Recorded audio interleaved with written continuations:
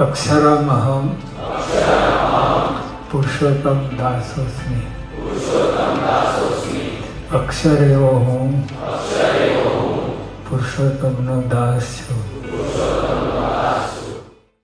अक्षरम् अहं पुरुषोत्तम दासोऽस्मि। अक्षरम् अहं पुरुषो। नारायण नारायण। पिछले शनिवार हमने विष्णु सहस्त्र नाम के ऊपर हमने तुलसी पत्र चढ़ाया था नाम लेकर। तो विष्णु सहस्त्र नाम कहाँ से आया, कैसे आया? तो जब भीष्म पितामह बाणशैया पर लेटे हुए थे तभी उनको जो पीड़ा हो रही थी उस वक्त उन्होंने नारायण के पूर्ण पुरुषोत्तम भगवान श्री कृष्ण के 1000 नाम लिए थे। लेकिन वहाँ पर खड़े जितने भी लोग थे, पांडवों थे, ऋषि थे, श्री कृष्ण स्वयं थे, वो सब आंखें बंद कर कर, ऋषि वेद व्यास थे, सब उनको सुन रहे थे। पूरे 1000 नाम पूरे होने के बाद धीरे धीरे सबने आंखें खोली तो सबसे पहले युधिष्ठिर जी ने बताया कि ये नाम किसी ने लिखे हैं। तो सब लोग की आंखें बंद थी, स्वयं श्री कृष्ण भी वो नाम को अंदर से महसूस कर रहे थे। तो सब लोग को लगा कि रह गया है, नहीं लिखा है नाम, तो अब हम कैसे ले, क्योंकि उसमें आगे पीछे नाम बोलना भी नहीं चलता है। तो सब लोग ने श्री कृष्ण की तरफ देखा और उन्होंने प्रश्न किया कि कैसे आपने कुछ लिखा है, याद है? तो श्री कृष्ण ने बोला कि नहीं, मैं भी आप लोगों की तरह सुन ही रहा था, मेरी भी आंखें बंद थी। अब कैसे ये नाम को हम लोग लाइन में जो बोले थे उसी कक्षा से लिखे? तब श्री कृष्ण बताते हैं कि सहदेव जी के पास से हमें मिलेगा। तो बोला वो कैसे? तो बोला सबसे पवित्र, शुद्ध और सच्चे स्फटिक की माला जो है वो सहदेव जी पहनते हैं। तो वो शिव भगवान की स्तुति करे, ध्यान करे और फिर उसमें से उनको ध्वनि से आवाज़ आएगी। तो पृथ्वी पे सबसे बड़ा जो रिकॉर्डर है, टेप रिकॉर्डर, वो स्फटिक की माला का सहदेव जी का था। आज फिर उसके बाद वैज्ञानिक लोगों ने अलग अलग प्रकार से अलग अलग तरह के रिकॉर्डर बनाए हुए हैं। तो स्फटिक में से ध्वनि आती है, आजू बाजू के वातावरण में जो भी कुछ संग्रह किया है वो बोलता है। तो वैसे ही किया भीष्म पितामह की जो देह क्रिया करनी थी वो सब कुछ ख़त्म होने के बाद वहाँ पर सहदेव जी को बिठाया गया और सामने वेद व्यास जी बैठे हैं। और तभी ही वहाँ पर वो धीरे धीरे शिव भगवान के ध्यान में जाते हैं, शिव स्तुति करते हैं और फिर वो धीरे धीरे ध्यान में जब आंखें बंद करके बैठे हैं तो उन स्फटिक में से एक एक मंत्रोच्चार की ध्वनि सुनाई दी और ध्वनि शब्द सामने लिखा हुआ दिखा। तो यहाँ पर आंखें बंद में ध्यान में सहदेव जी बोल रहे हैं और सामने वेद व्यास जी वो लिख रहे हैं। तो महाभारत के अंदर जो गीता सुनाई थी श्री कृष्ण ने, 2 ग्रंथ हमें मिले। गीता से हमें क्या मिलता है?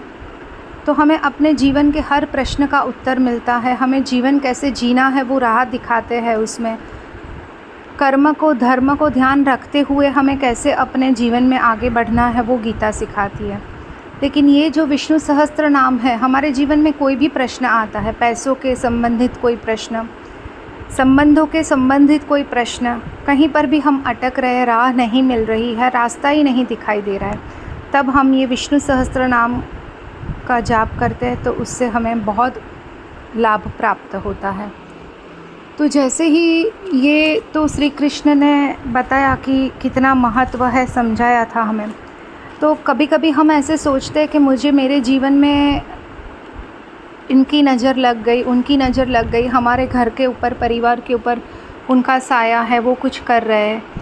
तो स्वयं जब अर्जुन भी इंद्रलोक में थे तब वहाँ पर बहुत सारी अप्सराएं नृत्य कर रही थी। उसमें सबसे सुंदर उर्वशी नाम की जो अप्सरा है वो नृत्य कर रही थी और वो अर्जुन के लिए उन्हें थोड़ा सा अपना मन में प्रेम जगा तो वो अर्जुन को रात में उनके कक्ष में जाकर अपना मन का अनुराग बताते हैं। तो अर्जुन उनको बोलते हैं कि आप मेरी माता समान हो। तब उर्वशी के अंदर का अहंकार जागृत हो जाता है और वो उसे श्राप देती है। तो बोला क्यों माता समान?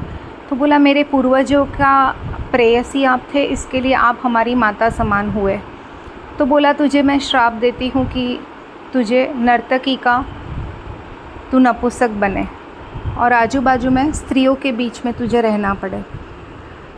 फिर भी उस वक्त अर्जुन बहुत शांत थे, ना उसमें कोई भी प्रकार का गुस्सा था, क्रोध था, ग्लानि थी, भूल थी, रोना था, खुशी था, कुछ भी नहीं था। इंद्र ने बताया कि ये जो उन्होंने श्राप दिया है वो तेरा कवच बन के आशीर्वाद रूप में परिवर्तित होगा। तो कभी कभी हम सोचते हैं कि हमें ये खराब हमारे साथ हो रहा है, लेकिन उस क्षण अगर हम समर्पण भाव से नारायण के पास प्रश्न रख देते हैं तो कितना भी सामने वाला बुरा क्यों ना करे, लेकिन हम उसमें सहजता से, सरलता से बाहर निकल जाते हैं। और हमारे पास तो श्री राम रूपी, श्री हनुमान रूपी शब्दों का, मंत्रों का, हनुमान चालीसा का बाण है।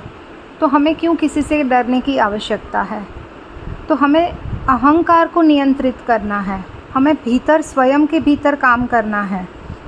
वैसे ही जैसे रावण सीता जी को लेके जाता है और वहाँ पर जब अशोक वाटिका में है, कुंभकर्ण उनको बोलता है कि आप श्री रावण को बताते हैं कि आप श्री राम भगवान का स्वरूप लो और आप उनका ही भेष बनकर आप सीता मैया के पास जाओ और उनको स्पर्श करो।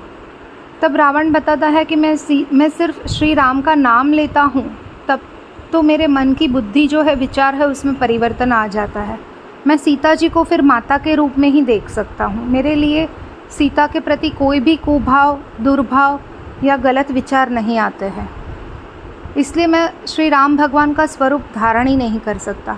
जब इतना ज्ञानी, जो कैलाश को उठाने वाला व्यक्ति, इतना पंडित, सभी वेदों के ज्ञाता, फिर भी वो श्री राम भगवान के नाम से बच सकते हैं, तो हम तो बहुत छोटे छोटे हैं आदमी, मनुष्य, तो हम तो आराम से उससे बच सकते हैं।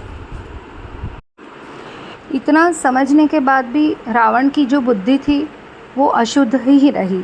तो हम सत्संग करते हैं तो सत्संग से धीरे धीरे हमारी बुद्धि में शुद्धता आती है, पवित्रता आती है, हमारे आचरण में पवित्रता आती है और फिर हमें समर्पण भाव, सद्भाव अपने मन में प्रकट करना है। तो जैसे ही अगर हम भक्ति में जुड़ते हैं, सत्संग में जुड़ते हैं, तब हमारी ही इंद्रियों से हमें बहुत सारे वहाँ पर विघ्न बाधाएं आती है दूसरी तरफ अपना मन लगाने के लिए। लेकिन हमें बहुत नियंत्रित स्वरूप से सत्संग में जुड़े रहना है और नारायण का नाम स्मरण करते रहना है।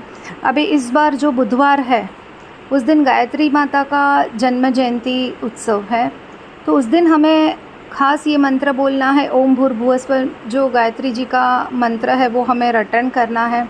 हमारे पास इतने सारे महामंत्र है कि हमारे जीवन में कुछ भी, किसी की भी बाधा या किसी की भी कुछ कुदृष्टि हमारे ऊपर आती है तो सबसे पहले हमारा मंत्र जाप है, वो ही हमारी सर्व प्रकार से रक्षा करता है।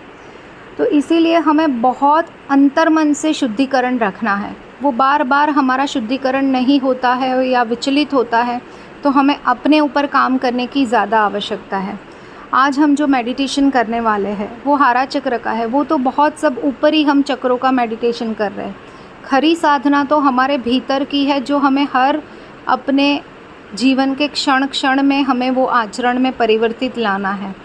हमारा मन जितना भी शुद्ध रहेगा उतना ही हम नारायण से जुड़ पाएंगे। हमारा मन जितना पवित्र रहेगा उतने ही हम नारायण के नज़दीक और जा पाते हैं।